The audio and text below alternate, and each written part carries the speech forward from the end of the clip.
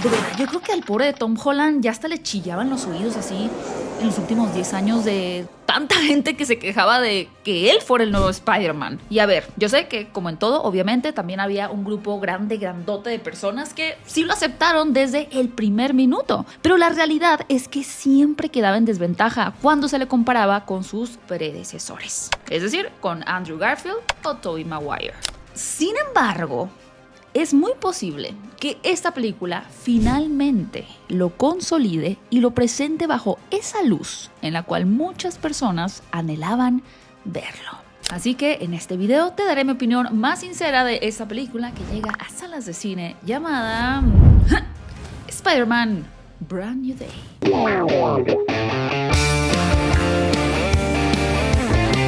Cinéfilos y cinéfilas, bienvenidos a Fuera de Foco. Yo soy Gaby Mesa con Z y por propósitos de un buen encuadre y estar cerca del micrófono no se ve mi playera, así que me voy a hacer para atrás solamente para presumirla. Spider-Man. Quiero empezar diciendo que esta película me hizo sentir como la primera vez que vi Spider-Man cuando tenía 12 años en el 2002. Con ganas de ser Spider-Man. ¿Saben? Como que con una gran admiración por el personaje, una enorme empatía y de verdad, sí, simplemente esas ganas de querer ser Spider-Man. Pero antes de saltar al por qué esta película provoca particularmente esa sensación, hablemos de la trama.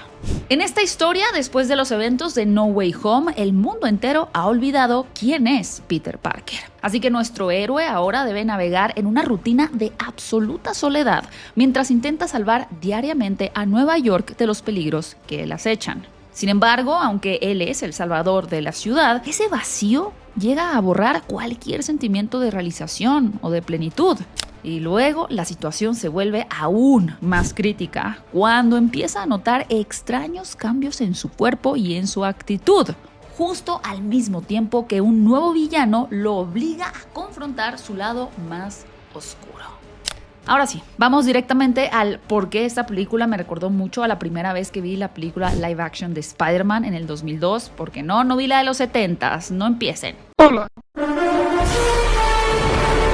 La primera que vi en carne y hueso fue la de Tobey Maguire.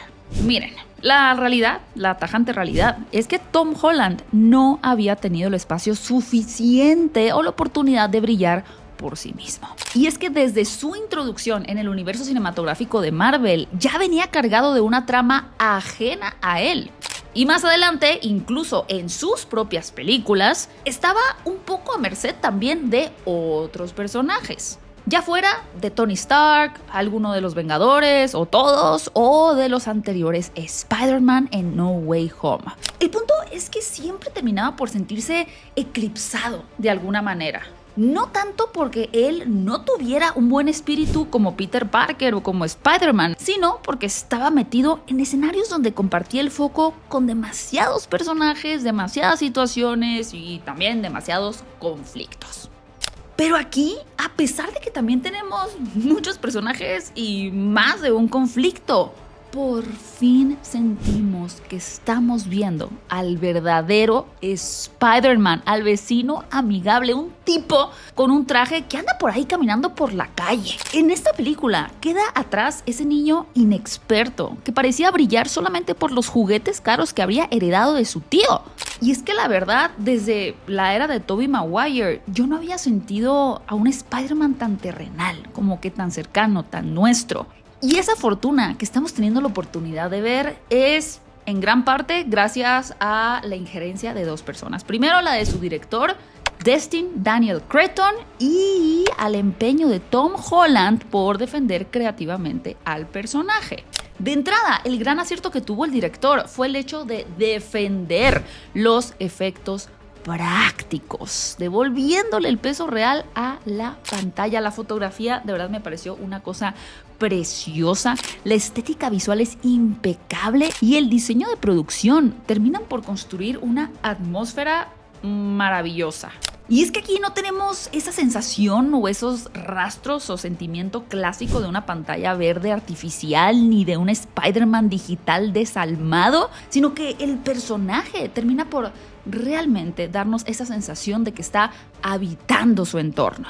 Lo sientes en la textura real de su traje, en los pequeños momentos cotidianos, como al verlo hacer una videollamada, armando legos, tomando un café o hasta relajándose en un sauna. Ya no sentimos a este personaje que es un super soldado tecnológico de Tony Stark, sino que vemos más a un héroe que sí es poderoso, pero sumamente entrañable, que nos da esa sensación de que vive en el mismo mundo que tú y yo. No necesariamente en el mismo, acá no tenemos a supervillano, bueno sí, bueno, ustedes me entendieron.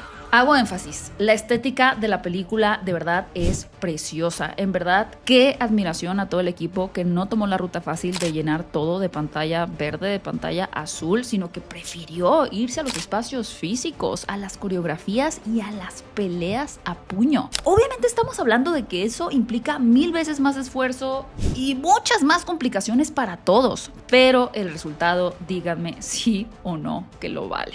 La mayoría de las escenas de acción lucen muy bien y está increíble cómo hicieron este homenaje a distintas portadas de cómics en cámara lenta. Seguramente los fans que la reconocieron lo agradecieron muchísimo. Luego tenemos a Tom Holland, que si bien su crédito como productor no aparece como tal en la pantalla, sí formó parte de esto activamente, se involucró en decisiones creativas y en el guión. De hecho, fue el mismo Tom Holland el que insistió que esta película tenía que alejarse de las fórmulas masivas y tradicionales y que tenía que ser un regalo para los seguidores más fieles, priorizando el drama humano de un Peter Parker solitario. Y su maduración no solamente se nota en la parte de la actuación, sino también en ese empeño por cuidar la integridad de la historia, llegando incluso a rechazar versiones editadas por el estudio que a su parecer desvirtuaban la visión artística y emotiva de la película. O sea, básicamente se esforzó y se involucró junto con su director para que esta no se convirtiera en una película más o una cinta genérica del UCM, sino que tuviera una personalidad y una gravedad propia.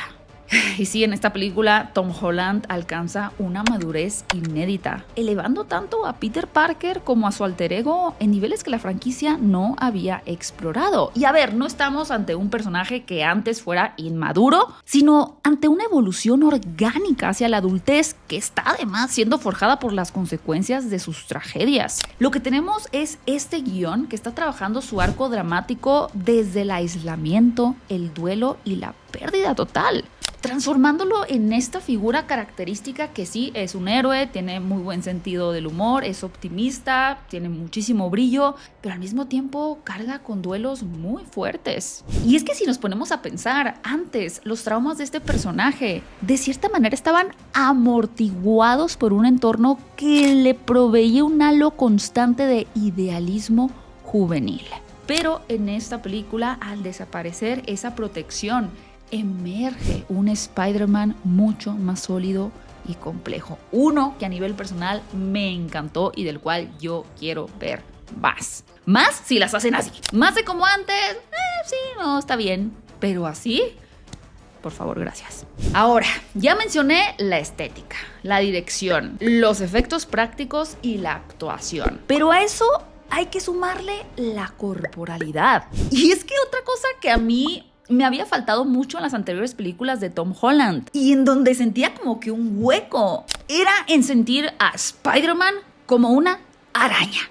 Y es que siento que en películas anteriores se le veía como un héroe con tecnología tipo araña, pero en esta película sí estoy viendo a un tipo que le picó una araña y por lo tanto actúa como una araña. Su postura en los combates y la forma de moverse recuerdan mucho a los cómics de los 90, donde este héroe adoptaba posiciones extrañas y hasta casi inhumanas. El mejor ejemplo para esto, y que se volvió de mis escenas favoritas de esta película, es una donde lo tenemos trepando hacia una pared en una pose que se ve súper misteriosa. Además está acompañado como de una música medio terrorífica y sí, toda cosa, como cuando ves una araña ahí en la esquina de tu cuarto, es como, maldita desgraciada, pero qué bonita. Así, ¿no? Como que te da ese sentimiento de me asusta, pero me gusta muy peculiar. Y en gran parte lo que hacen este tipo de escenas es que se están olvidando o están ignorando esta fantasía como que más limpia a la que Marvel nos estaba acostumbrando. Bueno, limpia y fea al mismo tiempo. Vaya, como que habían estado muy empeñados en tener una estética muy peculiar, muy limpia, muy digitalizada, donde no había tanto espacio para experimentar artísticamente de verdad, pero aquí se hace lo contrario. Además de que la película entiende que la sensación del héroe no viene nada más de que traiga un traje puesto, sino de una mutación real que cambia por completo su cuerpo. Y sí, creo que una de las claves de esta película es el hecho de que no se guía por esa limpieza que ha manejado tanto el UCM en sus últimas entregas y que en su lugar tenemos una película que se siente más física, más visceral y por lo tanto más cercana y más real. Parte esencial de esta película son también las relaciones y los vínculos que Spider-Man tiene con el resto de los personajes, tanto con MJ, Ned y particularmente con Punisher. Todas las escenas que tenemos con ellos aportan a su desarrollo interno, a moverse hacia un lugar nuevo, a tener un cambio emocional. Ninguna escena, por más sencilla que sea, es gratuita, sino que todas aportan de alguna u otra manera a transformar internamente al personaje. Y todos hacen un gran trabajo. Evidentemente, la química con Zendaya es fantástica y en este mismo renglón se siente una nueva madurez en esta dinámica.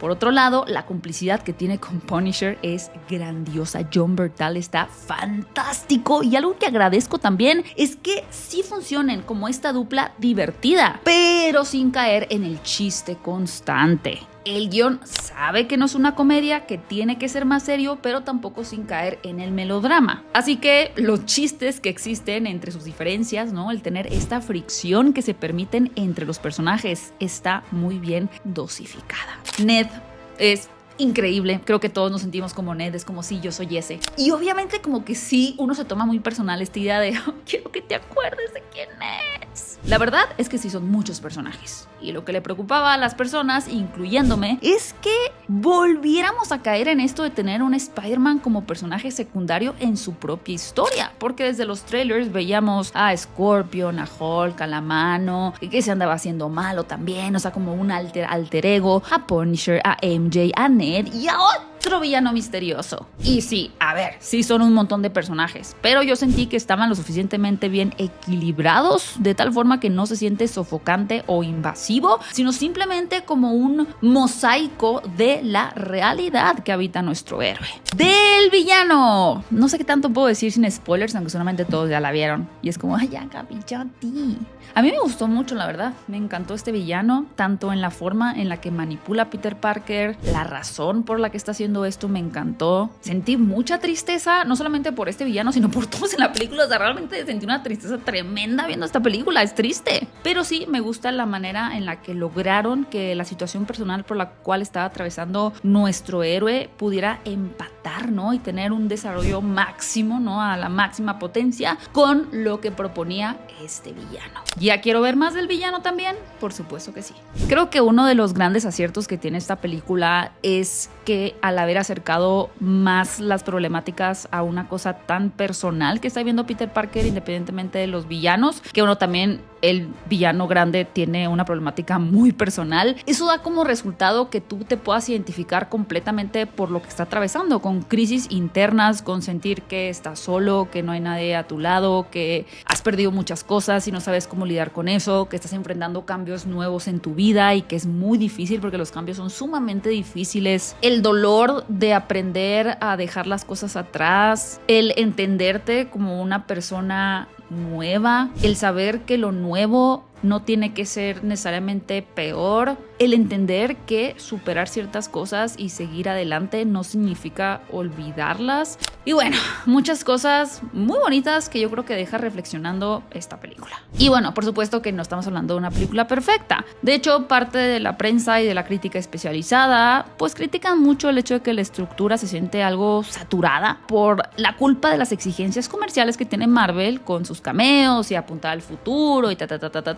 Y por otro lado también se reprocha que el conflicto principal se diluya en un desenlace excesivamente blando que para ellos debilita el impacto del clímax. Sin embargo, a mi parecer, por encima de estas cosas, el corazón de la cinta se mantiene muy bonito, muy intacto. Al final, Brand New Day deja una conclusión un poco rara, pero bastante satisfactoria, porque es una película profundamente triste que sin embargo genera un confort muy particular. La película acierta al devolvernos a un héroe que se asemeja mucho más a nuestra realidad, definido por un conflicto constante y por la imperfección, la duda y el duelo, en vez de presentarnos al personaje perfecto que siempre tiene la respuesta correcta. En esta ocasión, la narrativa apostó por un Peter Parker que se equivoca y madura a través de sus errores. Es decir, que su evolución no se está construyendo a partir de la superioridad o del intelecto, sino desde la vulnerabilidad, la duda y el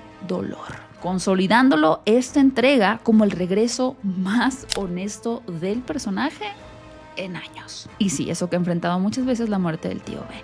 Y yo por eso a esta película le doy 4 estrellas y media de 5. Oigan, qué larga quedó esta crítica. Muchas gracias a Dan por editarla. Gracias, Dan. Muchas gracias, lo siento. Y eso que siento que me faltó profundizar un poquito en el mensaje de la película. Pero bueno, ustedes ayúdenme, por favor. Gracias, para que este video no se extienda mucho más. ¿Qué se llevan ustedes de esta película? Más allá de si les gustó, si les entretuvo, si les gustó Tom Holland o no. O sea, ¿cuál es el mensaje con el cual ustedes se quedan? Que les dejó ahí como que palpitando en su corazoncito y en su mente. Me encantará que lo escriban para que podamos tener estas diferentes interpretaciones, los cinéfilos, de esta película. Porque sí, creo que no es simplemente una película más de superhéroes, más de entretenimiento, sino que tiene un mensaje muy bonito que diferentes personas van a interpretar de distintas formas. Así que me encantaría leer tu interpretación aquí abajo en los comentarios. Y te recuerdo que si te gusta mucho el cine, pues no dejes de suscribirte a Fuera de Foco, que toda la semana subimos noticias, entrevistas, opiniones y muchísima cosa más. Muchas gracias por ver este video. Nos puedes seguir también en nuestras redes sociales y en mis redes sociales personales. Me encuentras como @GabyMesa8. Mi nombre es Gaby Mesa con Z.